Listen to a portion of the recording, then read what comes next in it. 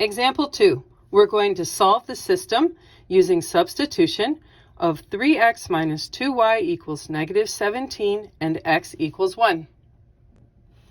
Let's start solving this system by walking through the steps from the introduction. The step 1 was to determine which equation is solved for a variable, either x equals or y equals. And we see again our second equation happens to be solved for x.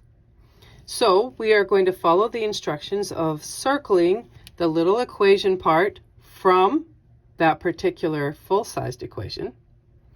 And we know from step 2 in our introduction that we are going to replace the x in the other equation with this circled 1.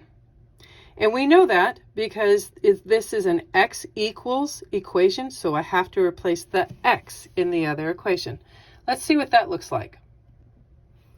So our first equation becomes 3 times 1 minus 2y equals negative 17. Let's start solving for y as we are instructed in step 3. 3 times 1 is 3 minus 2y equals negative 17. Let's subtract 3 to the other side of the river, giving us negative 2y equals negative 20. We'll finish this off by dividing both sides of the river by a negative 2, and thus y equals positive 10. Great, we've done all the hard work. Let's finish off this problem. We know that we were given x equals 1. So I don't have to go back and solve for a value of x. Thus, we can skip steps 4 and 5.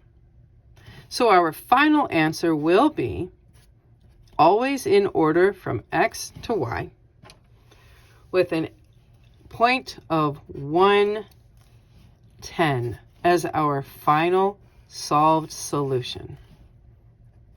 And there you go.